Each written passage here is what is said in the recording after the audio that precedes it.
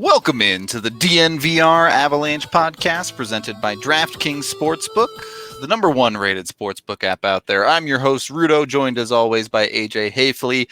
And we have another draft guest on today, Will Scouch, the founder and owner of Scouching.ca, as well as a contributor to Dauber Prospects. Back again for another year of draft coverage here at DNVR. Will, thanks for coming on. How you doing?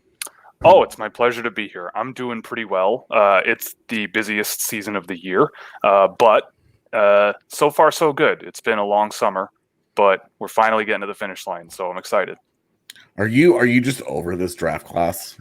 Going on or going on the 14th month of it? It's funny. I am. I think a lot of people are. I mean, I still have games in my folder that I want to get through and track some data for before I get to the draft, but I'm honestly like, just the willingness to do it is just so limited. I think now, as of the last week or so, I finally have been like 100% comfortable with what I think of various guys and how I've ordered them and the data that I've got and general ideas. So I'm not expecting anything significant to change. I kind of at this point want it to be over. So asked the same question last week to Grant McCagg as well, but there are some leagues returning to play, currently playing right now. It sounds like you're in the same boat as him, where these guys really can't help themselves that much over the next week or so. I think it, in terms of the overall evaluation, I don't think it's a dangerous territory because there's a lot of players that are draft eligible now that aren't playing. And I think that recency bias is something that afflicts everyone who looks at NHL prospects.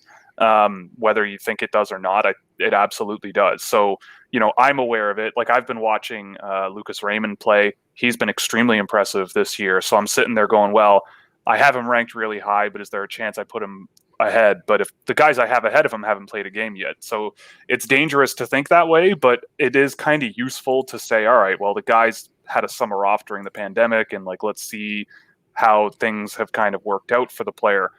So I'm keeping tabs. I'm definitely checking the guys out, especially players who are going up a level and seeing how their games are translating a little bit in the early year. But in terms of real evaluation, I don't particularly care that much. Sure. It let's be honest, for a lot of these guys, especially in North American, as far as those skaters, you have some preseason games in the queue, and that's about it. Yeah. So hard to take too much from that. Yep. So let's. So you have all this. You have all this data. You've done all this tracking. Who's your number one guy? Oh, it's still Lafreniere. I think that's the guy. That doesn't change. It's funny, like the data and the public work usually tends to line up pretty well. Especially at the very, very, very top end, like the best of eligible prospects. Those are the ones that are often the ones that are like nailed on the head, I would say. But yeah, definitely still the big guy from Rimouski. All that work to end up at the same place. I know. I may as well shut down. I'm just going to call it a day. Well, if AJ wants to see some of all that work, who's your first one that you think really differs from public opinion? I think people really miscast or misinterpret Lucas Raymond. He's the guy that I think a lot of people are aware of his existence, but I think, like NHL Central Scouting had him at 4th in Europe. And, you're seeing some talk about what the top 5 this year might look like, who Ottawa might be looking at. And, there are things that I believe more than other things. But I look at Lucas Raymond and say, if that's a guy available outside of the top 5, that's an absolute no-brainer. He, one of the best two-way players for his age group out there. I think a lot of people are underestimating just how smart he is and how just a rock-solid hockey player. Like I really love what his game is capable of, and I think he's starting to unlock that offense. I think at the top end of the draft, he's a guy that a lot of people are misinterpreting, or at least not properly evaluating. And outside of that, I mean, I've been yelling and screaming about this player out of Russia all year, but Marat Kuznetsov is a player who I think, you're looking at future potential. And that's a guy where I have a lot of data that can specify exactly what it is that makes him very, to my opinion, valuable as like a long-term bet. But not a lot of, I'm seeing him in the mid to late second round and all that. And, I think that part of that is visibility. Part of that is the quality of the league that he's playing in. But I mean, I've spoken to some people, even some people in Russia, about him, and they're really psyched about what he's going to do with his career and everything. And for a lot of the reasons that line up with what I see out of him. And I think that that's a guy that to me is a first round pick, but to a lot of people seems to not be. And that's a guy where might be a good sort of benchmark for me is like, where will he be in 5 or 10 years? That's one where I'm definitely going to want to circle back and check myself, because I am sticking my neck out quite a bit, but I think I have good reason, but a lot of people don't seem to be as, gung-ho on the same idea. On kind of that topic, from an analytical standpoint, how difficult is it really to compare players from league to league? I know there are some tools out there like NHL expectancy rates and things like that, but they all seem to have their flaws. Yeah, I think it's something that I've learned a lot about over the course of this season. I mean, because last year, the only data that I tracked were for guys that were specifically going to get video reports. But this year I switched it around and just been tracking all year and then let the data decide who I want to do videos on, and kind of went from there and doing a lot more high-end players and trying to discern the differences between them all. And I think that that's part of the thing where video kind of has to come into the picture. You really have to, you can have all the data in the world to me, and I'm a data guy, but you also there's a lot of context that goes in. So, a lot of what I do is looking at, I let the data indicate what is happening with the player on the ice. Like that's the fundamental thing, is what is the player contributing to directly and what are they doing? But then the video is how are they doing it? So someone like Jack Quinn, for example, I love his offensive ability in the offensive zone. He's so creative. He can make plays super quickly out of nothing. I think he is an extremely underrated playmaker relative to his goal scoring at 5-on-5. His line mates didn't finish a lot of plays he was setting up. He's got a great shot, but at 5-on-5, at least, his game is very sort of offensive playmaking, just kind of like the OHL Seth Jarvis kind of player. But then you look at the results and everything that kind of comes with it, and the video that I'm pulling, and I'm going, all right, well, but there are concerns with his skating in transition.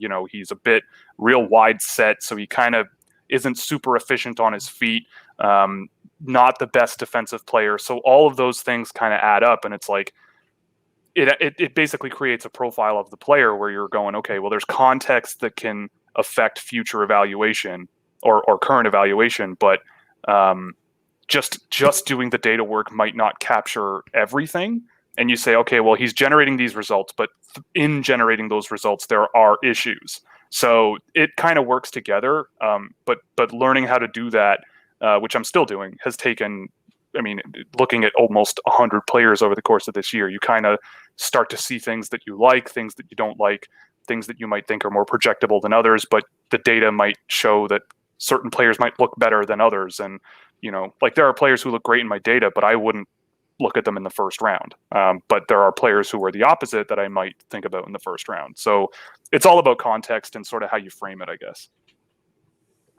Yeah.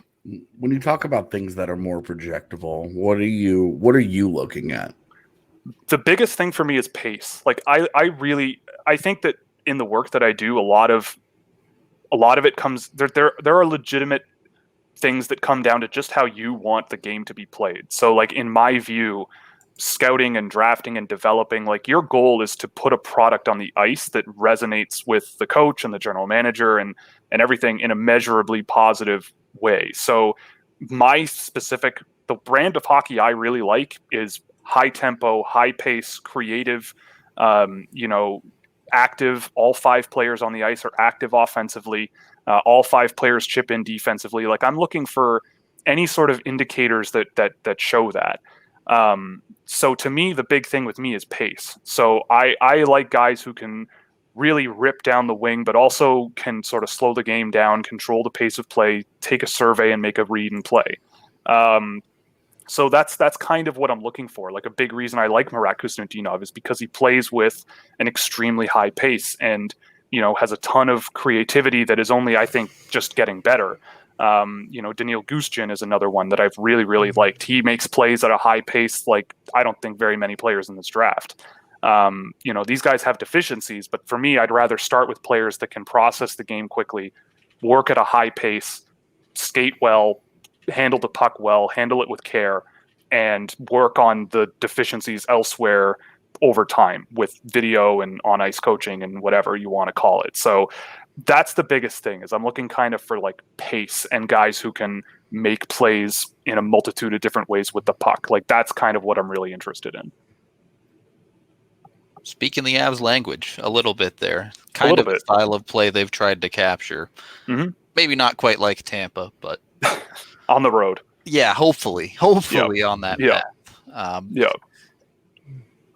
How important is targeting someone with pace, someone like that, when you're trying to get value in a draft? Like, there are some players where it's clear, okay, this guy is just the best player available left, and pace gets put to the side a little bit. Mm-hmm. But how important are certain aspects when it comes to trying to make the most effective draft class?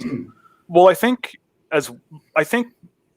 with me in my own mind, I'm thinking in the first round, like you kind of ideally want to get players that you can have as maybe not cornerstones, but like you can put them out on the ice and they are able to control the flow of the game, right? Like guys like Jack Quinn, for example, awesome offensive tools, great offensive player, but in terms of a natural flow of the game player, back checking, forechecking, positional play, all of those things, I wouldn't put him on the ice and say, well, I'm going to channel the entire line through this player. Someone like Cole Perfetti doesn't have a tremendous amount of high pace to his game, but pucks flow through him really well. He manages the middle of the ice really well and on the boards. He can manipulate defenses at his own pace, which is something where I go, okay, he shows other aspects of the game where I'm not super concerned about it. He is a main target for passes from his defensemen, which I really respect for they trust that centerman to like be able to control the puck in transition. And he's a great passer through the neutral zone and all of these things. So he can kind of get away with minimizing that sort of high paced game. And I think he's good enough to adapt to NHL defenses that he'll be fine. I know people critique him on his skating, but I don't think he's one of those players that it's going to really hold him back, at least not long term. So there are, again, it's going back to that context. Sometimes you get to the point in the first round of the draft where a player like Jack Quinn is, to me, the best player available. There's nothing wrong with an extremely talented, complementary scorer who has great offensive tools, and maybe they're not a core piece of your transition game or your defensive game, but they're going to score points, and you need guys who can score. So I kind of not artificially, but those guys kind of are a little bit lower on my draft list than I think, most people. Like Jack Quinn is not a top 10 player to me, but I think he could be, in terms of point production, like a pretty good one to come out of the draft. I just think about in the first round of the draft, like who can I put out as a quarterback for the line, whether it's a forward or a defenseman or whatever. And then beyond that, you can kind of target the auxiliary pieces of your team, I guess. So if not pace, play driving ability? Yeah, I'd say so. All right. And especially when you're at the top, like when we were talking about Colorado in the top half of the draft for the last decade, you're talking about guys who you expect to be your stars, to be your drivers, to be the guys who you run the majority of your team through offensively and defensively. Yep. And now that they have those guys in place, they've got Landeskog and McKinnon and Rantanen. They've got Cale Makar and Sam Girard and Bowen Byram. Mm-hmm. They're picking 24. They're looking at, we talk a lot on our show about how the draft evolves as the picks go on, where you start giving up attributes when you're looking at prospects. You say, okay, there are 5 categories we're looking at here. By the time you get to 24, if somebody's good at all of them, it's because he's not a really high-end guy.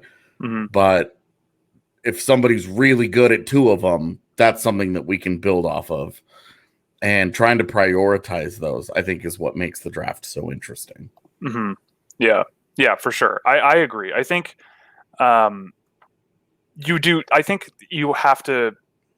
It's funny the way that I look at my rankings now and how I've ordered my lists and my tiers of talent and whatever. It's a lot of, once you get into the second round and stuff like that. I think the second round is, to people like me, almost as interesting or as valuable as the first round. I think there's a lot of players, especially in this year's draft, that I think could go in the second round, and they could be really, really interesting primary play drivers. But they're, like you said, like there's a lot of areas of the game where it might not be quite at the point where he might be able to put it all together. But to me, it's worth the shot. Like, it's worth the chance.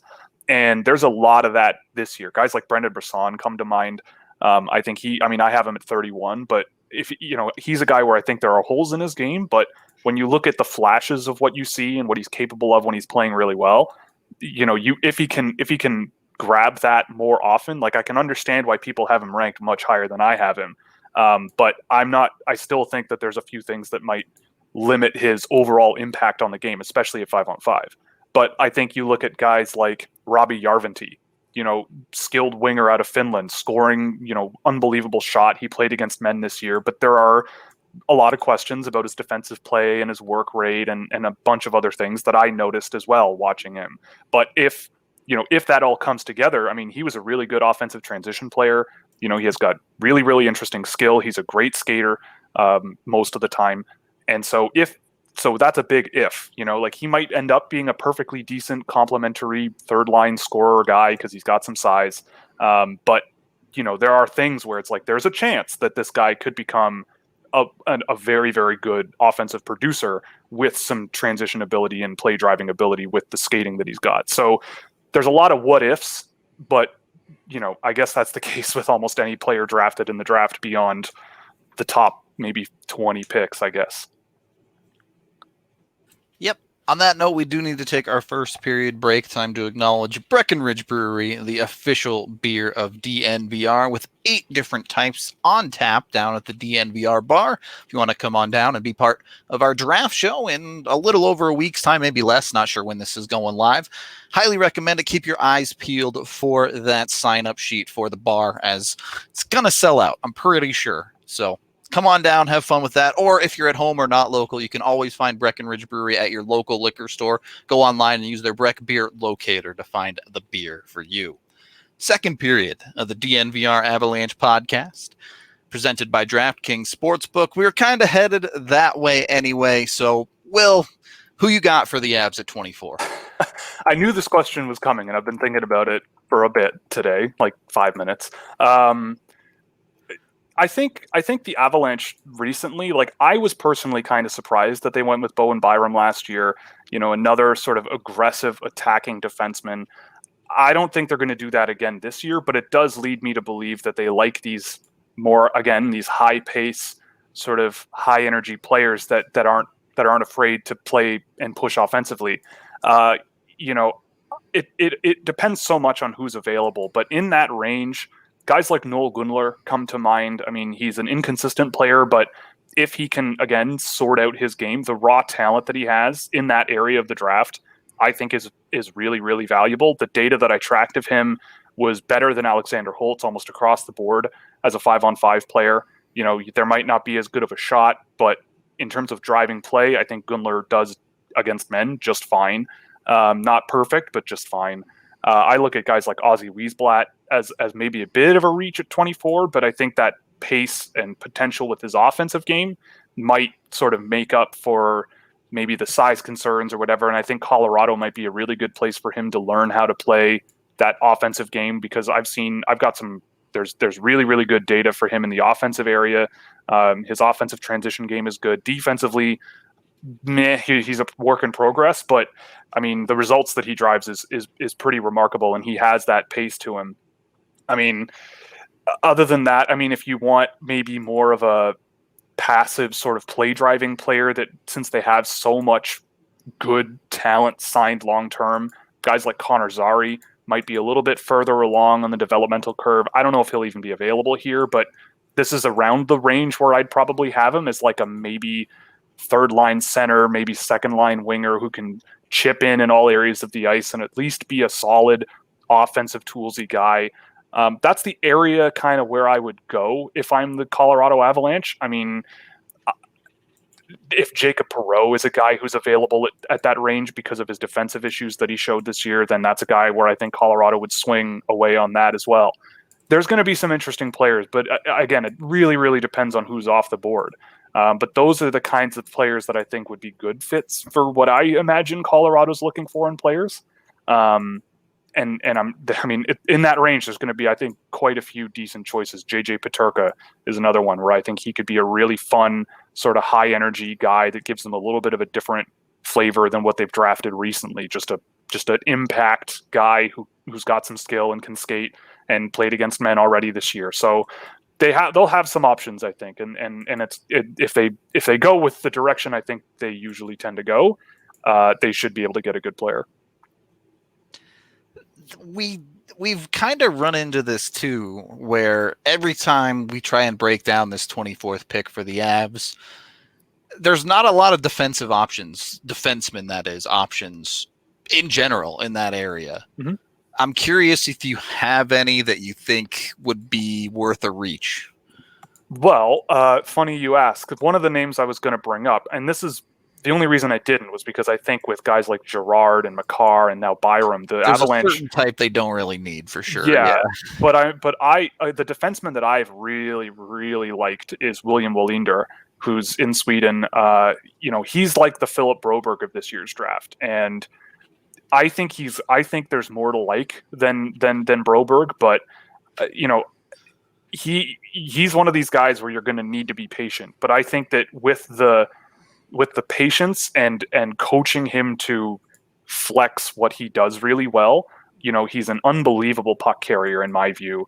I think his ability to skate for his size and the fact that he's a July kid is all in combination just a great package to work with. He played against men in the Swedish second division for half of this year or so, and looked at least not terrible. And playing against men when you're barely 18 as a defenseman, sometimes a left-hand shot playing the right side, I think that's a really interesting combination of skills. And the fact that Moto was willing to call him up, put him in that position, I think is really notable. So I'm a big William Wallinder guy. Helge Grans might be a safer pick if he's available there. I get the feeling he might not be, but I like Helge Grans' ability to skate. A lot of the things that are issues with him are mental. Under pressure, he can get a little bit overwhelmed, send passes to just nobody. But overall, when he's in control and calm and collected, he's a reliable defenseman. So that might be another guy where if he's available and you want something maybe a little bit more reliable, but with some of that mobility and passing and, fun factor, I guess, I think Helge Grans could be a guy that might be one Colorado looks at. Outside of that, I'm pretty sure this is a relatively light draft for defensemen. Like, I like Caden Gooley and guys like Braden Schneider, but I don't see them as first-round talent defensemen personally. Maybe Braden Schneider in the late first. But definitely at 24, if those guys are available, maybe one of those guys would work, but I wouldn't push for it. I think those guys will be players, but I'm not sure how much of an impact they'll be on the game. I think defensively they're quite sound and they'll be fine.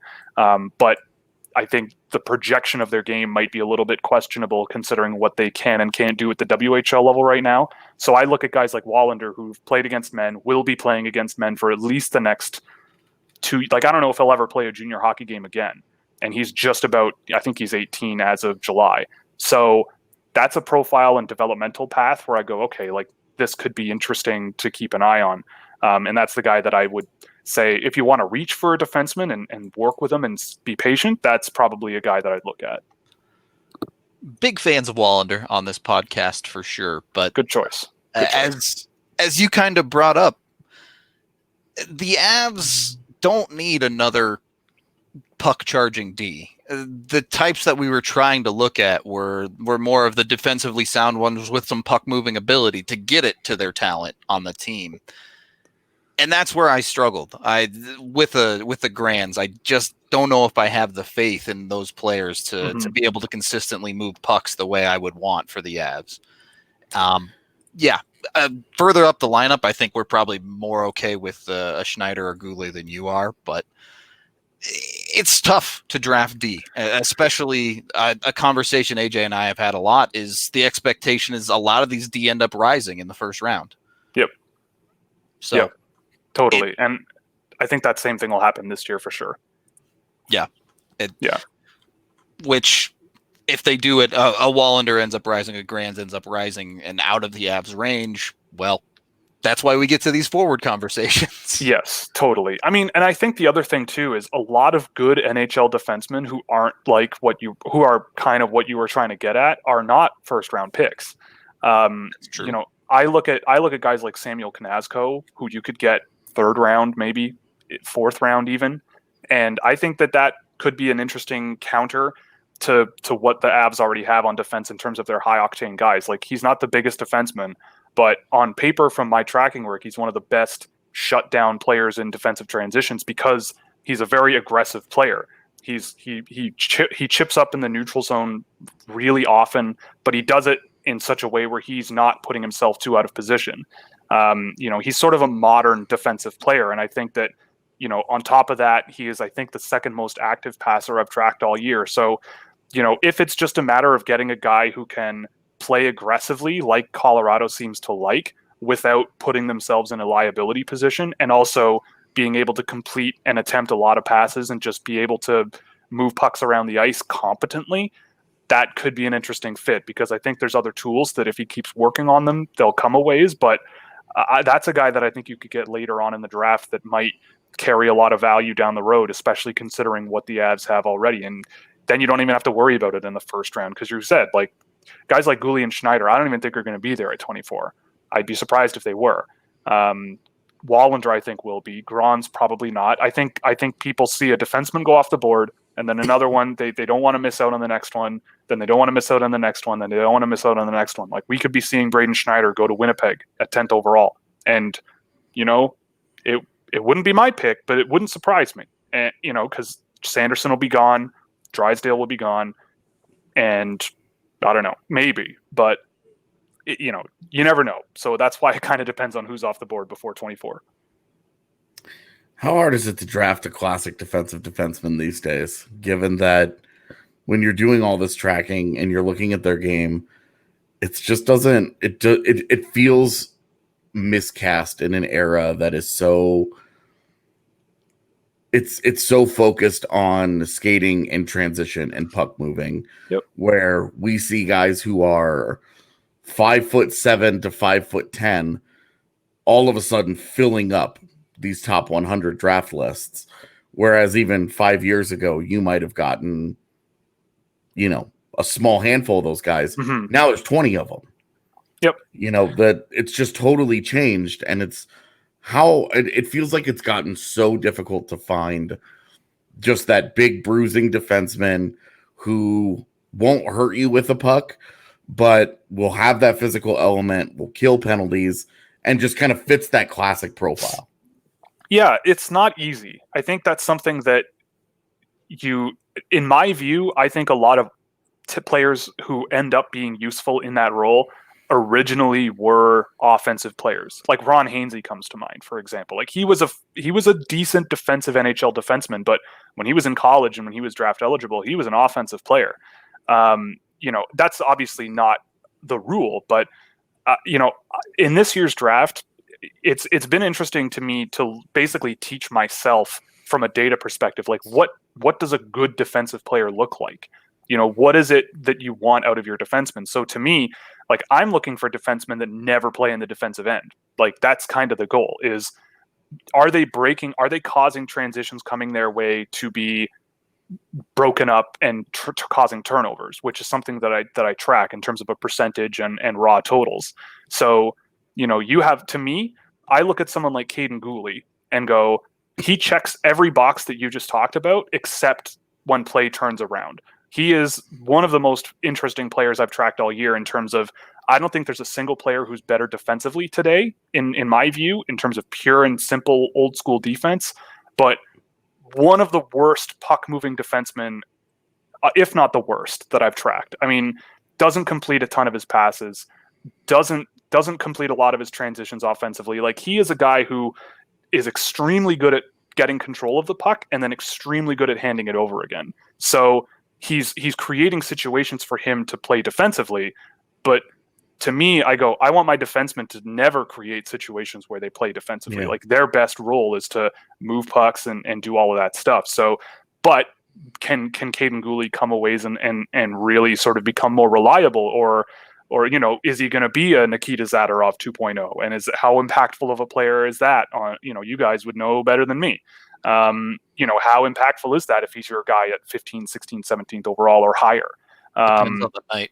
Yeah, it depends on the night, and I could see that with Caden Gooley as well.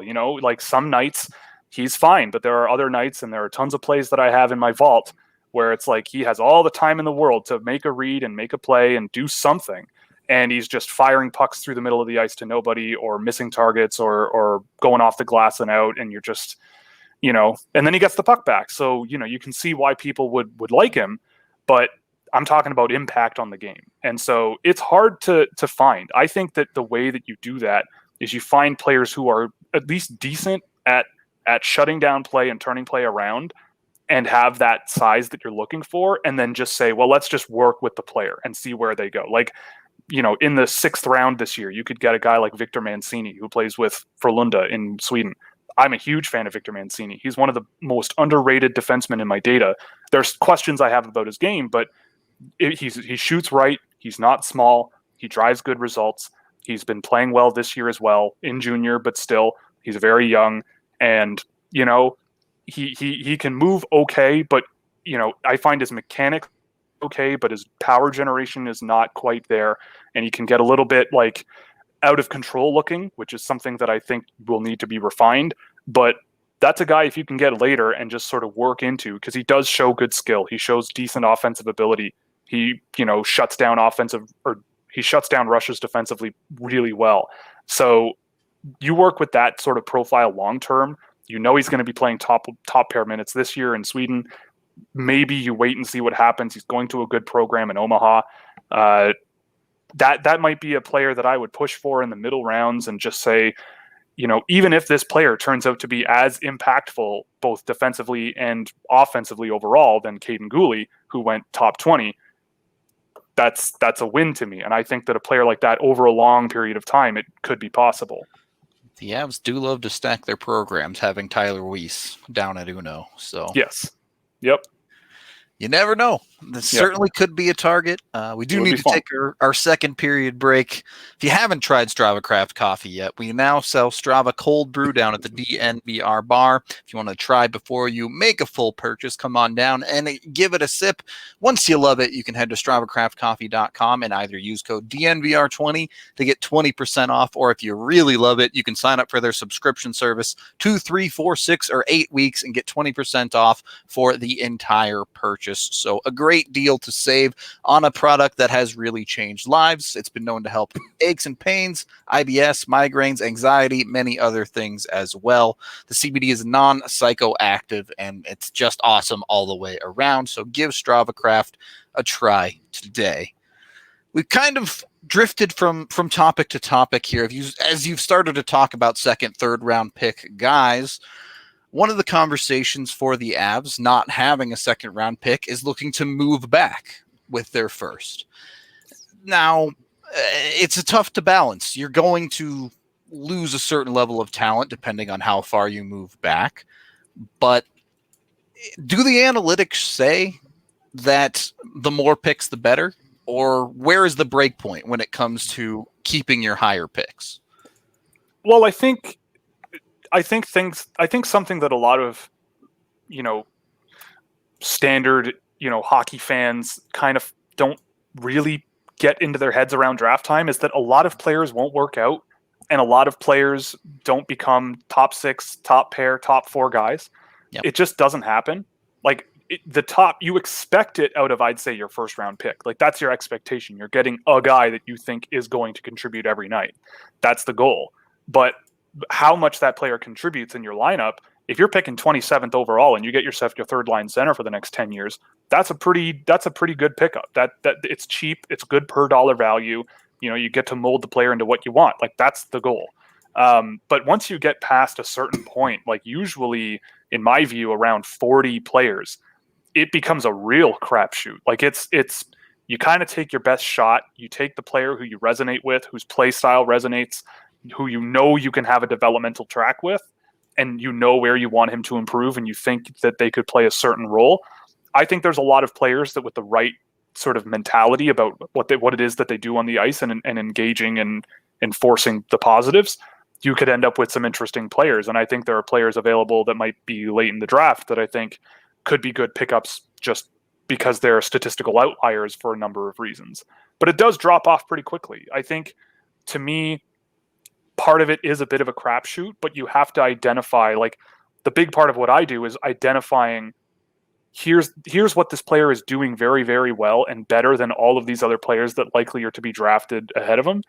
And let's see where the holes are and try to make it so that our second round pick is more valuable, so that we make sure that we maximize what we're getting out of who we pick. So, it definitely does drop off in terms of what you should be expecting, but I think that there's a lot of just really good hockey players out there available, especially this year. So yeah, you're right. You do have to walk the line. And if you're trading down, I'd say in this year's draft specifically, if you have the 24th overall pick and you get a chance to trade down for, let's say, a later first round pick and an early second round pick or a mid second round pick, you kind of have to think about it. I think you'd get 2 good players when you were originally going to be getting 1. I think there are some case studies in the second round that, there are some question marks for one reason or another that are legitimate. But if those question marks get sorted out, then you might have yourself a good player. So I think you have to approach the draft from the angle of, after I'd say the first 20, 25 picks, you can kind of say, if we get a player out of this, then we've done well. And I think that it's possible to get more than one player out of the draft almost every year if you just do basic data research to remove a bunch of guys who probably won't make it. But yeah, it's a value proposition. It's a tough one to answer. But for Colorado specifically, like, if they get a chance, I would think about it. Getting more than one player per draft, a bold statement in Avalanche land. It's possible. Dreaming the dream right there. That just means they have multiple first rounders. Quite possibly. So you're talking about trading down, and I keep saying they need to do it with Ottawa because Ottawa has 28 and they have 4 second rounders, and it's like, if you can't find value there, yeah, you're all bad at your jobs. So other than that, trading down is going to be a tough proposition. 4 second round picks. That's yeah. I think they have 10 in the top 100. They do. Yeah. They got to get one at least. Imagine looking back at that draft class and being like, one guy. Yeah. I have no idea. That would be brutal, especially with their high end of those picks if they only get one dude. Yeah. Oh, God. 3 and 5. Yeah. I hadn't even thought about it. So, yeah. Will, I'm curious where you fall on this one because not every year is there a top goaltending prospect. Yeah. And last year, Spencer Knight was like, he's really good, but how good is he? And then this year, people are crazy pants over Askarov. When you're looking at your rankings and you're trying to, goaltending is just a totally different world than trying to look at a skater. How do you go about evaluating a goaltender? First off, can you still hear me? Is that a thing? Yeah. Yeah. Okay, good. Because my mic came unplugged for a millisecond. I was just worried. Anyway, yeah. So goalies are not something that I would consider myself an expert on at all. I think I would need to defer that to someone else. But what I do have access to is a couple of things. One, I've seen Yaroslav Askarov play a lot, and I've seen a lot of NHL goaltenders play. And I also have seen, I'm able through McKean's to use a website called Instat, which basically fetches video and analytics and data for basically everyone around the world. So it's a very, very useful tool. And one thing they do is track expected goals, and goals against. So looking at the differences between a goaltender's expected goals and their goals, and even in some games, they track shot location on goalies and can do individual save percentages for various areas on a goalie. So just looking through that for fun, just to see what we're dealing with a player like Askarov has helped. But to me, I mean, I think he's legit. I think he's for real. To me, I look at a goaltender and say, if there is a, let's say, 50-50 chance that Yaroslav Askarov is your number one goaltender for the next decade when he comes over, how much value is that? If he's a number one goaltender that you're comfortable playing every night, to me, I think that's almost invaluable. Like that's a role where you can either save your coach's life or get your general manager fired if you can't figure it out. So if you have a goaltender that you've drafted and developed and turned into a franchise player, like what Askarov could be, then it makes your life way easier for a multitude of different reasons. So like we were talking about, in terms of value, like what are you giving up? And if you pass on Askarov, are you saying, all right, well, we won't take Askarov at, say, 13th overall, but instead we'll take, say, Dawson Mercer, who to me has a similar chance of being like a top 6 offensive contributor, so would you rather take a 60-40 shot at a top 6 offensive contributor who can score, or a 50-50 shot at what potentially could be your franchise goalie? And to me, it's a hard question to answer, but in terms of his talent, I'm not concerned. I look at his athleticism, his ability to make extremely difficult situations look very easy, changing directions on his knees, being able to push off quickly without opening up too much ice along the ice, really, really athletic with his glove. And I remember I think it was the semifinal or gold medal game at the under-18s last year where he played against that USA development program team with Jack Hughes, Cole Caulfield, all these guys. And he must have stopped 3 cross-ice one-timers from Jack Hughes to Cole Caulfield and made it look like it was easy. He was right in position, ready to cover as much net as he possibly could. I'm not really concerned about it. The only thing on his resume that didn't really go well was the World Juniors. And, maybe that's what nukes his entire career. But frankly, you look at how he's playing in the KHL this year already. You look at how he played in the men's league in Russia last year for a very, very good program. I mean, the Russian coaches and Russian development systems try to find every excuse they can not to play a lot of young players. And with goalies, I can only imagine how that is, especially for a program like SKA. But they don't really seem to be super concerned. And they're playing him in the KHL already. And he's 19 years old. I really look at it and go, this could be your guy. And if you pass on it, fine. I understand the whole I don't like goalies in the first round thing. I'm one of those people. He's the only one that I, in my work, I've really looked at as a first round player. But I think that he's a very clear value proposition at, like, I have him ranked, I think 10th or 11th. And because if it works, the rest of your life is just infinitely easier. And he's the closest thing that I've seen in the last few years to a sure bet, I would say. I think it's an interesting conversation because you look at Carey Price. He was drafted 5th overall. And it's like, that is really high for a goaltender. Yep. But I feel like Montreal, given how Price's career has gone, Montreal would do it again in a heartbeat. Yeah, for sure. They haven't worried about it. That position, they have not worried about that position outside of like, hey, we need a backup, which has been an issue for them. Yeah. But like getting the guy that's going to play 60 to 65 times for them every year, they haven't worried about it for a decade. Yeah. It becomes an issue, I think, when it comes time to sign, say, Askarov to a $10.5 million contract or whatever that means in 7 years. Like that's when I start to think, okay, maybe you let someone else worry about that and move him. And in the time you develop someone else or pick someone else up who can replace him for cheap. You know, like that's where you start to lose me with your goaltending valuations. And I know that I've read some analytics of analyzing per dollar value in goaltenders, and you never like it with most goaltenders you draft, by the time they reach unrestricted free agency age, you never get the value out of them that you expect.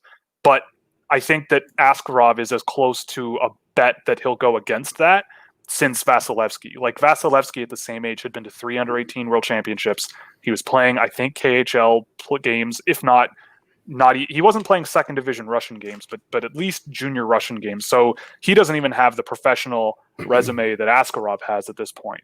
So, I think that just based on that, you can, make your assumptions about, goalies don't provide that value. But I think Askarov is a guy who could be an NHL goaltender pretty quickly. He shows a lot of maturity with how he handles himself on the ice and how he plays. There's calmness, there's athleticism. He just goes out and stops pucks. And from what I've heard, the coaches and everything say the same thing. He's mature beyond his years, and he's ready for pretty much anything. I mean, I can't imagine being an 18-year-old goalie playing for SKA St. Petersburg in Russia, in front of the most demanding fans in the country, and doing as well as he's doing. So I'm not too concerned about it. But like with Carey Price, certainly when it comes time that he basically has a blank check and the Canadians have to sign it, that's when things get a little bit complicated. But I guess to me, you cross that bridge when you get to it. It's a lot easier to give a blank check to a center like Colorado's going to have to do with Nathan McKinnon here in a couple of years. Yep. But again, like with Askarov, he comes over, you probably make him your backup right away in the NHL. Yep. And like by the end of his ELC, he's probably starting for you. That's my assumption too. And then you have him on as an RFA for multiple years. Yep. And maybe you can get him on a long-term deal where you buy out a few of those UFA years and you don't have to worry about it until he's 28, 29 years old. Yeah. And then it becomes a little easier. And you're just like, look, by the time he's 29, like we'll worry about that. If you haven't developed another goalie in that decade, then that's a problem. Yeah. Like Montreal has Caden Primo, who's coming along pretty well, and he was a 7th round pick. So I get the argument. You can draft a goalie later in the draft for sure. Like Caden Primo had bad numbers in his draft year. I didn't see this player out of him, and definitely a situation where I don't know anything about goaltending, but I looked at his track record and his history, and every time I'd seen him play, and go, I don't know. And as a 7th round pick, sure, if you got a guy your goalie guys like, just take him. I don't care. It's a 7th round pick. Definitely. But I think with Askarov, you're dealing with a much more solid resume without, I would say, as many red flags or things that, like to me, I look at goalies and go, what are you doing with your career? Where are you? How many pucks are you stopping? What level are you playing at? And how have you done in the last few years? I think that history tends to repeat itself, I guess, with goaltenders. If you're good, you're good. You just need to stop pucks. But again, this year, I don't know, in the same program, in their junior program, they still have a 20-year-old who's been absolutely outstanding for 3 years and no one's drafted him, in Dmitry Nikolaev, who I would look at and say, look, in the 7th round, he's a 20-year-old goalie who stops 95% of the pucks that he faces every season. And he's done that for 3 years. Maybe that's a guy you take a swing on and see what happens. Cause whenever I've seen him play, he just absorbs the puck. I mean, so does Askarov, but he's a good goaltender, and I don't know, if you like him, then take him. But with Askarov, I think the individual case study is a little bit different. Solving the NHL problems on today's podcast. Just stop the puck. It's not that hard. Yeah, it's not hard. Put Dwayne "The Rock" Johnson in there. He takes up half the net. Get the commercials. I guess I don't know if you get those commercials in Canada where they have the walrus in net. No.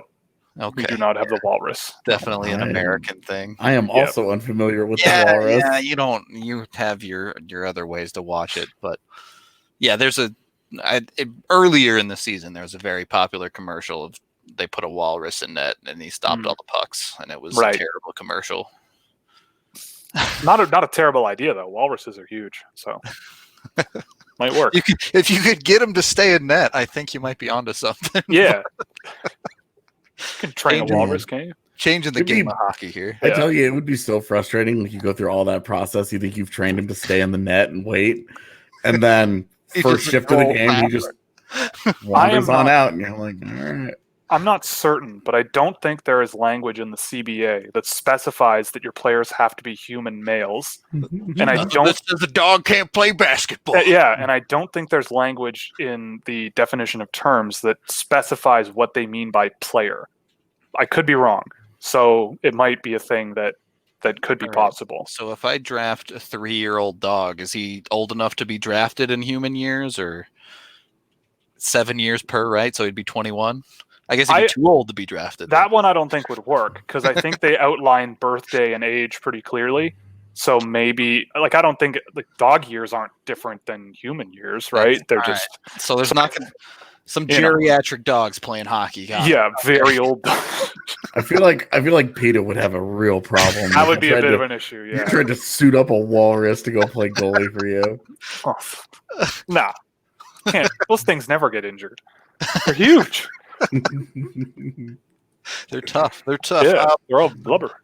Obviously, the pod is going off the rails here a little bit. So, Will, anything you want to shout out? Anything you want to plug before we get out of here? Yeah, of course. It's we're coming down to draft time. So twitter.com/scouching, youtube.com/scouching. Those are the two pillars. Patreon.com/scouching, where you get a bunch of extra perks and fun stuff like early access to videos, data visualizations, data sheets for draft eligible players and everything. If you don't want to subscribe to the YouTube channel, you should still probably come by during the draft. I think you guys mentioned you were streaming as well, so you can open up my draft stream as well in another window maybe, and just alternate muting one into the other, or just mute me the entire time. That'd be cool too. But yeah, we also, just to mention it before I go, that draft live stream, we do it to raise money as well. So any money donated will be matched by me to send off to You Can Play. We did that last year. It was a good thing. Raised a few $100. So I'm hoping this year we can blow that out of the water. So come on down. It's going to be fun. Anytime the draft is going on, it's starting a half hour before the draft, and then it's just going to run. So come by for that. If not, subscribe to everything else and give me your money. There you go. Be sure, check out his YouTube channel. He does excellent videos breaking down prospects and all of that. Highly recommend. When we're super disappointed with whoever the Avs take, I'm sure you can flip over to his video and he'll be like, here's why this is actually a good pick. It could be, yeah. So as long as they don't repeat that Drew Hellison thing. Yep. All right. There you have it. Pick a good player. That's all we can hope for out of the draft. We're going to get out of here for the day. Thank you, everyone, for listening, watching, however you consume the podcast. Again, you can find Will at Scouching on Twitter, Scouching on YouTube as well, and you can even just find him at scouching.ca, his website. So hit him up. Get on his Patreon if you want early access to know what's going on in the draft. And our final sponsor of the day, WGT Golf, the #1 golf app out there, loved by more than 20 million people around the world. We at DNVR do tournaments every single weekend. If you want to be a part of it, go to dnvrgolf.com to download the app and search for Clubhouse at DNVR3. To join everyone, you can play closest to the hole, match play, stroke play anyone, anytime. Just throw a challenge their way. Play 1, 3, 5, 9, 18, you name it. Just some quick golf or a long game of golf. It's awesome on true to life courses. So thank you everyone for watching or listening, and we will catch you guys on the next episode.